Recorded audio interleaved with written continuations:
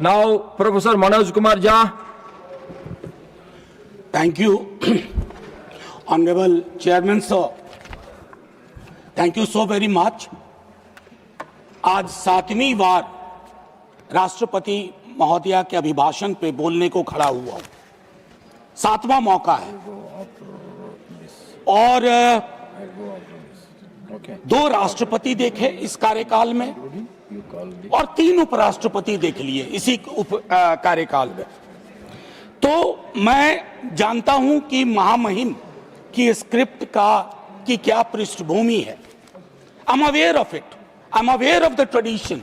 But what worries me as a citizen, that why can't we sit down and change these kind of traditions? महामहिम जब घर से निकलती होंगी उड़ीसा, झारखंड, बिहार, सड़कों से, उन्हें बहुत कुछ दिखता होगा जो अभिभाषण का हिस्सा नहीं है।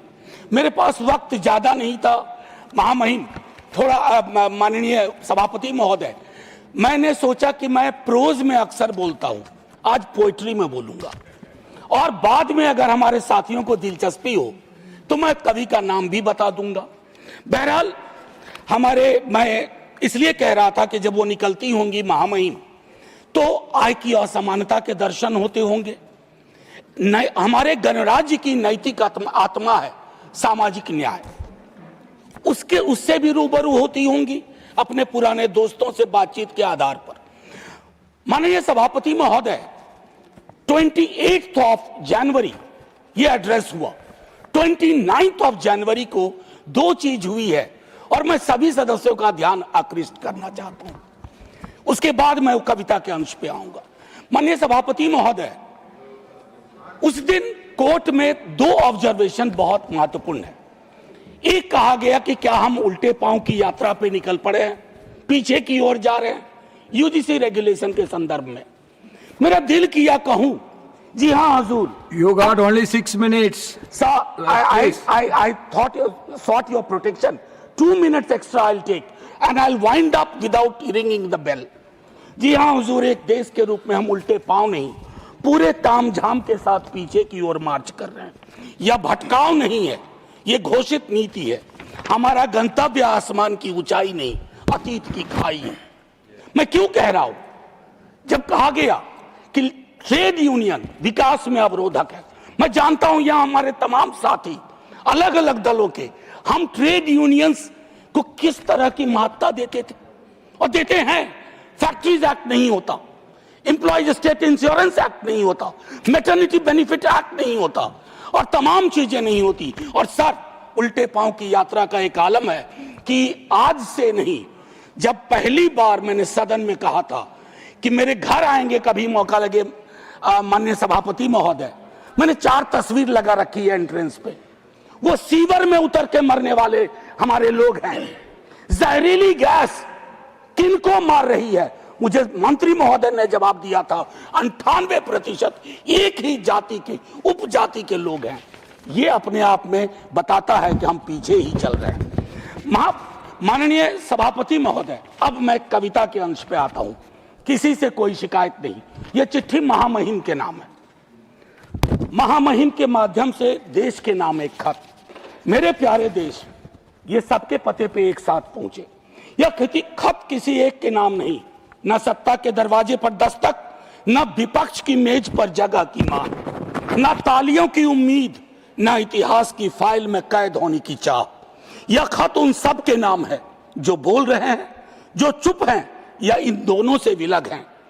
हे प्यारे देश, काफी समय से महसूस करता हूं कि हमारे बीच का मौसम भारी हो गया है। हवा में सवाल कम है, शक ज्यादा, संवाद सिकुड़ गया है, पहचाने हांफने लगी हैं। अब हम एक दूसरे को नाम से नहीं, खानों में रख के, बाड़ों में रखकर पहचानते हैं। पड़ोसी नहीं रहता, वो किस तरफ है हम ये जानना चाहते हैं। नफरत अब अचानक नहीं फूटती, उसे सोच समझ कर उगाया जाता है। किताबों में, बहसों में, व्हाट्सएप की सुबहों में और चुनावी बिसातों पर। मेरे प्यारे देश, डर यह नहीं कि जहर फैल रहा है, डर यह है कि लोग इसे ही अपना जीवन समझने लगे।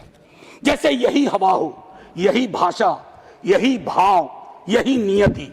मैं ये खत इसलिए नहीं लिख रहा हूं मेरे प्यारे देश कि तुम बदल जाओ। इतिहास इतने तीव्र मोड़ नहीं लेता, मैं जानता हूं। मैं बस इतना कहना चाहता हूं कि तुम यह मान लो कुछ गलत हो रहा है। हर असहमति देशद्रोह नहीं, हर सवाल दुश्मनी नहीं, और हर चुप्पी समझदारी नहीं होती। यह खत उन माँ बाप के नाम भी है जो बच्चों को नफरत के साथ डर सिखा रहे हैं, उन शिक्षकों के नाम जो सच से हिचकते हैं, उन नेताओं के नाम जो आग लगा सकते हैं, बुझाना नहीं चाहते। और हाँ, यह खत मेरे अपने नाम भी है, क्योंकि मैं भी कई बार थक कर चुप हो गया। मेरे प्यारे देश, अगर मौसम पूरी तरह ना बदले तो भी चलेगा, बस इतना हो जाए कि लोग पहचान लें कि वे बीमार मौसम में जी रहे हैं, क्योंकि पहचान के बिना इलाज सिर्फ एक बहाना है। इस खत को संभाल कर रखना, इसे किसी फाइल में मत डालना, इसे शोर भी मत बनाना, बस पढ़कर थोड़ा ठहर जाना, शायद यहीं से बदलाव की शुरुआत हो। माननीय सभापति महोदय, मैं कहना चाहता था बहुत कुछ।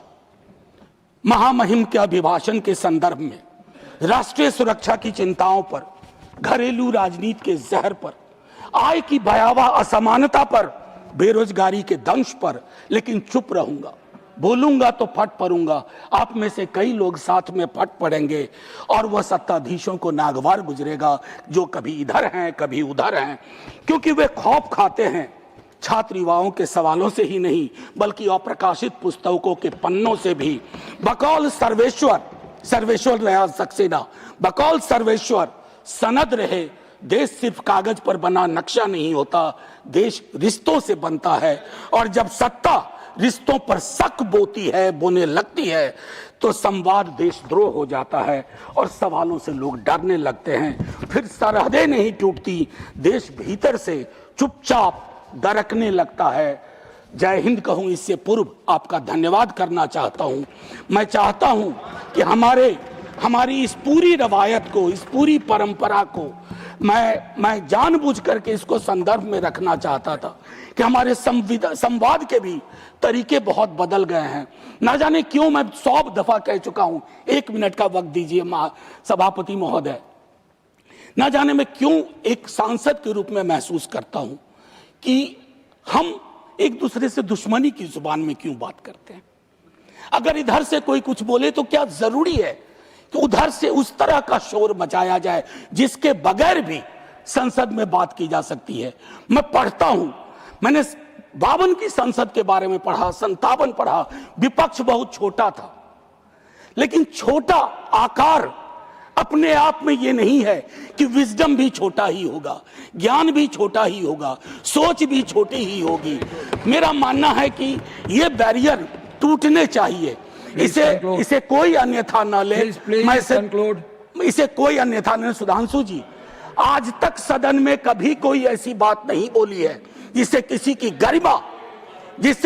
गरिमा पर चोट पहुंचे। क्योंकि इस सदन में आया था तो नेहरू, प्रोफेसर हिरेन मुखर्जी, मीनू मसानी, राम मनोहर लोहिया को पढ़ के आया था। मैं चाहता हूं मेरा सदन जब कल को चर्चा हो तो वो नाम पुराने नहीं लगे, बासी ना लगे, उन नामों को लोग आज भी अंगीकार कर सकें। जय Hind sir. Since it is